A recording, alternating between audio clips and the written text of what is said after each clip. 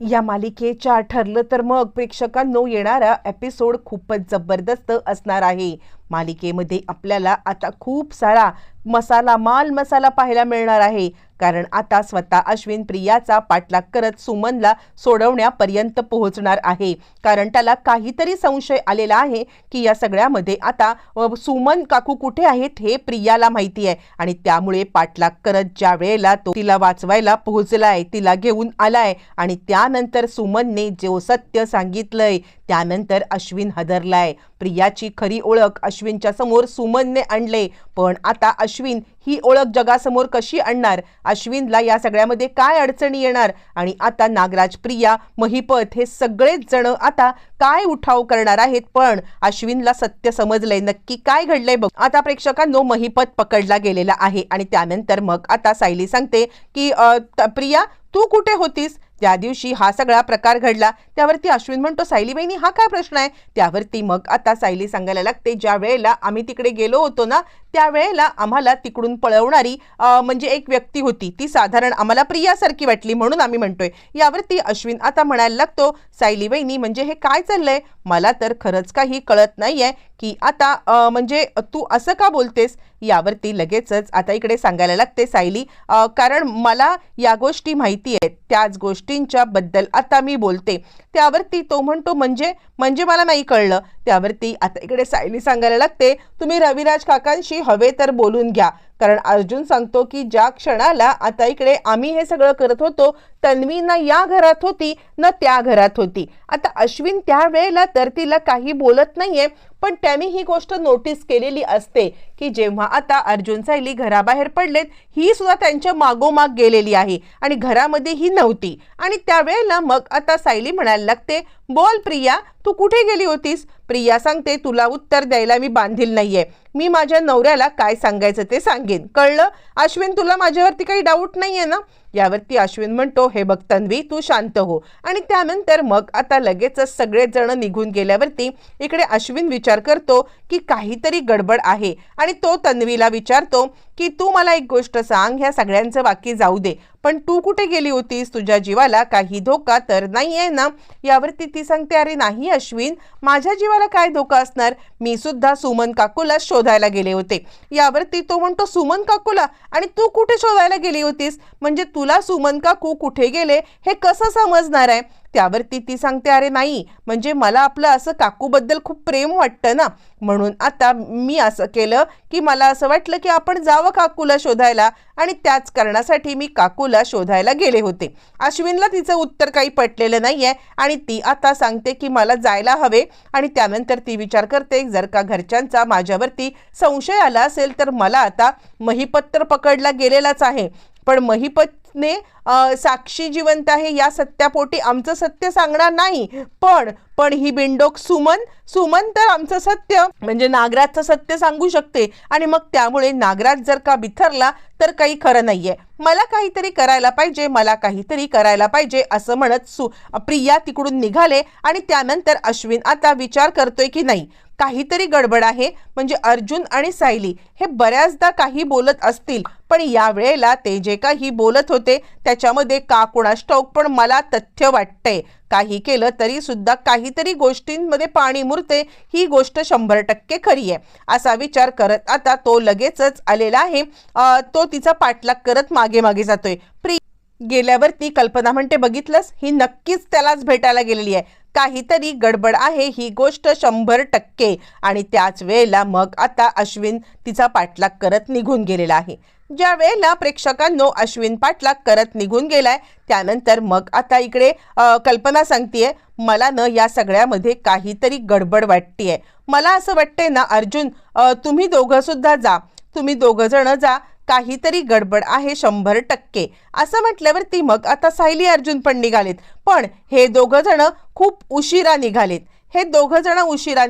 आणि त्याच वेळेला आता इकडे ती बाहेर पडले, नागोबाला भेटल्यावरती लगेचच ती आता सांगायला लागते हे बघ महिपत तर आपल्या विरुद्ध काही कारस्थानं करू शकत नाहीये, पण जरी महिपत आपल्या विरुद्ध कारस्थान करू शकत नसला तरी सुद्धा तुमची बायको नक्कीच करू शकते. यावरती तो सांगतोय, हो ती गोष्ट तर बरोबर आहे, पण तिचं करायचं काय? तिला आपण संपवू तर नाही शकत ना, मर्डरची हे येईल आपल्या अंगावरती.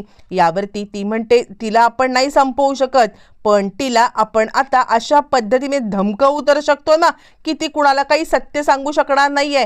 तिला आता चांगलीच धमकी द्या, ज्या धमकीला ती घाबरत असेल ना अशी धमकी द्या ना तुम्ही. काय तुम्हाला आता इकडे सुचतंय ती सगळी धमकी द्या, पण काही झालं तरी सुद्धा तिला आता कोणत्याही परिस्थितीमध्ये एकटीला हे करू नका, नाहीतर आता पोलिसांच्या ताब्यामध्ये ती जर का गेली तर तुमचं काही खरं नाहीये. असं म्हणत तिने आता एक इशारा दिलेला आहे महिपतला, ज्या वेळेला नागराजला.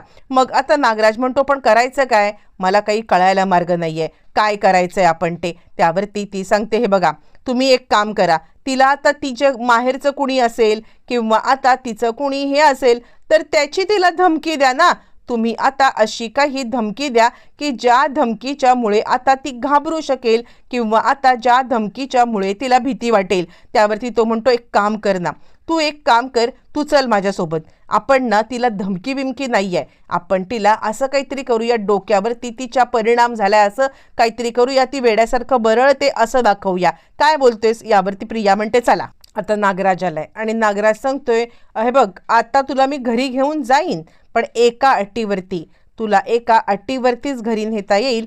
कारण जर का घरी गेल्यावरती माझं नाव जर का तू घेतलंस ना तर तुझे आहेत ना माहेरची मंडळी, त्या सगळ्यांना आता इकडे पूर्णपणे मी आता मारून टाकेन. इतकी गोष्ट लक्षात ठेव. मुळातच महिपत पकडला गेलाय, त्याने जर का तो तर नाव खोलणार नाहीये माझं, पण तू जर का नाव खोललंस तर बघ.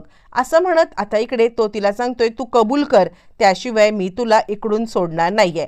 पण आता सुमन खरं सांगायचं तर कबूल करून तिकडून बाहेर पडणं हे तिच्या हिताचं असतं.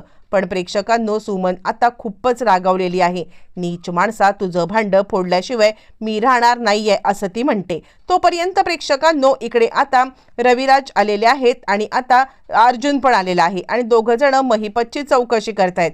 महिपत काही बोलायला तयार नाहीये, कारण आता महिपतला माहिती आहे की जर का आपण आता इथे काही बोललो किंवा आता आपण असं काही बोललो की ज्याच्यामुळे आता इकडे आपल्या साक्षीच्या जीवाला धोका होऊ शकतो, हे जर का त्याला आता माहिती आहे आणि त्यामुळे तो काही बोलायला तयार नाहीये, तो काहीच बोलत नाहीये. आणि अर्जुन सांगतोय, बोल, तुला कुणी सुपारी दिली होती?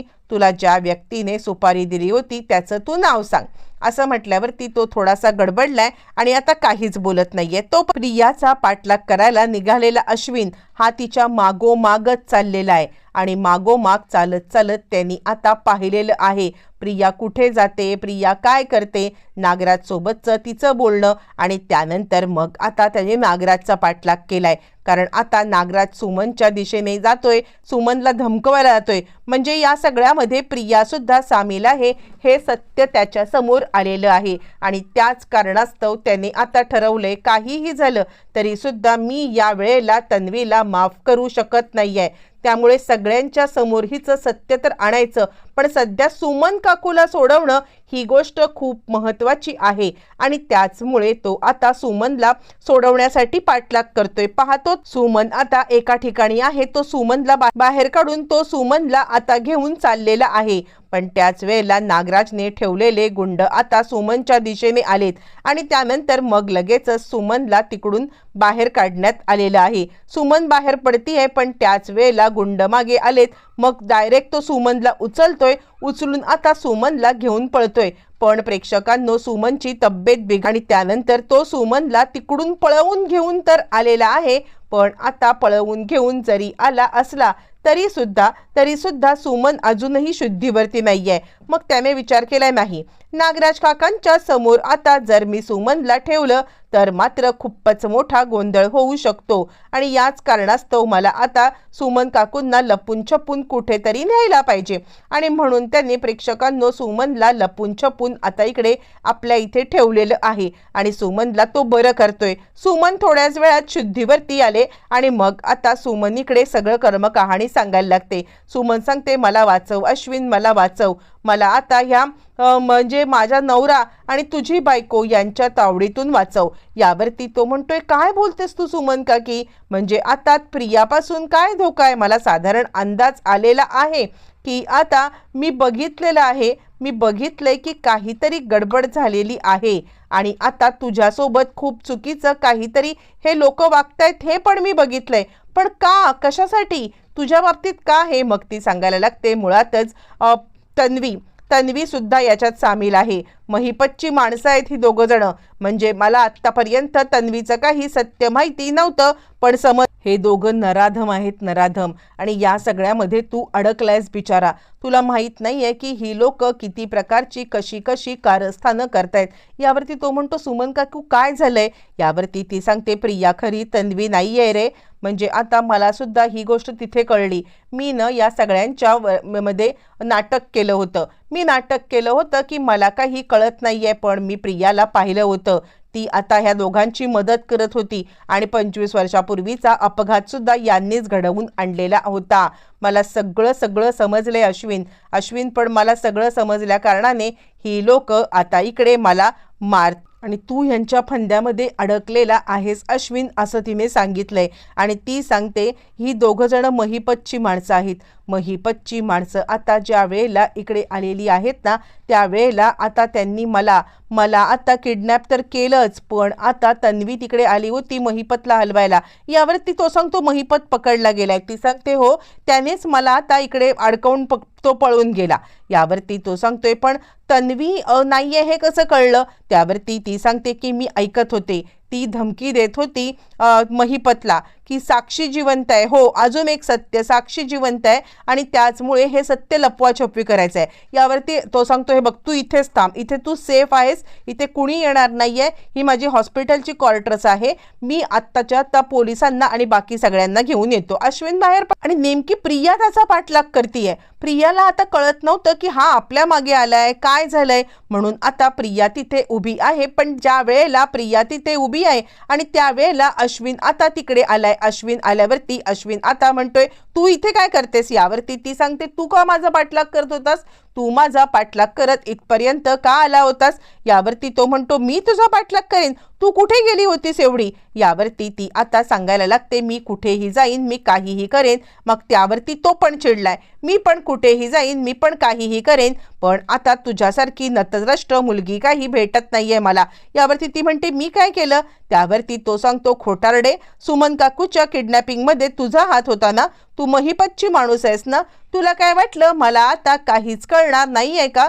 मला सगळं सत्य आता समजलेलं आहे. एक गोष्ट लक्षात ठेव, जर का माझ्या वाट्याला पुन्हा एकदा गेलीस ना तर गाठ माझ्याशी आहे. यावरती ती म्हणते, कुठे आहे सुमन काकू?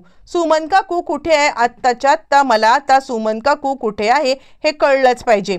असं म्हणत प्रेक्षकांनो ती आता चांगलीच चिडलेली आहे आणि कुठे आहे सुमन काकू असं जोराजोराने ओरडते आहे. त्यावरती चिडलेला आता इकडे अश्विन तिचा गळा धरतो. खोटारडी तन्वी, खोटं बोलू नकोस, तू तन्वी तर नाहीच आहेस, हे तर सत्य मला समजलेलंच आहे, पण मी तुला सोडणार नाहीये, असं म्हणत त्याने तिचा प्रेक्षकांनो गळा चांगलाच आवळून धरलेला आहे. ती चांगलीच घाबरले आणि आता काही बोलायच्या आत ती आरडाओरडा सुरू आणि तिथे रविराज आले. रविराज आल्यावरती काय चाललंय हे सगळं? अश्विन, हा गळा सोड तिचा. त्यावरती प्रिया म्हणते, बाबा बघा हा काहीतरी वेड्यासारखं बरळतोय. त्यावरती अश्विन म्हणतो, मी वेड्यासारखं काहीही बरळत नाहीये, जे माझ्या कानाने मी पाहिलंय तेच मी फक्त बोलतो आहे. नतद्रष्ट मुलगी आहे ही, नतद्रष्ट मुलगी. मी स्वतःच्या डोळ्यांनी पाहिलंय सुमन काकूला हिने किडनॅप केलंय आणि रविराज काका ही स्वतः तन्वी वगैरे काही नाहीये, ही खोटारडी तोतई तन्वी आहे, मला सुमन काकूने सगळं सांगितले. रविराज म्हणतात, अरे सुमन कुठे आहे पण मग? यावरती ते सांगतो मी सुमनला सुरक्षित ठिकाणी ठेवलंय आणि आता तुम्ही पोलिसांचा फौजफाटा घेऊन या, यांना पहिली अद्दल घडवू. सुमन काकू खूपच घाबरले, पोलीस बघितल्याशिवाय ती आता गप्प बसणार नाहीये. त्यानंतर मग ते म्हणतात, पण ही तन्वी नाही कसं? त्यावरती तो म्हणतो, खूप मोठी कहाणी आहे, सुमन काकूकडे पुरावा आहे. आता प्रेक्षकांनो, प्रिया डोक्यात विचार करते, या सुमनला पहिलं मूर्ख बनवलं पाहिजे, म्हणजे आता सुमनलाच आता इकडे आपण ती कशी वेडी आहे हे ठरवलं पाहिजे. जर आपण सुमनला वेडी ठरवलं नाही तर आपण वेडं ठरवू इतकं मात्र नक्की. आणि ती चांगलीच घाबरलेली आहे, काय करावं कसं करावं तिला काही कळत नाहीये. आणि या सगळ्यामध्ये तिला आता विचित्र हे करते, ती काय करू ते सुमनला लागले वेड असं म्हणते आहे. त्यानंतर प्रेक्षकांनो, खरंच आता हिच्यावरती कोणी विश्वास ठेवणार का, की आता सुमनवरती विश्वास ठेवणार? नक्की येणाऱ्या भागामध्ये काय घडणार पाहणं रंजक ठरणार.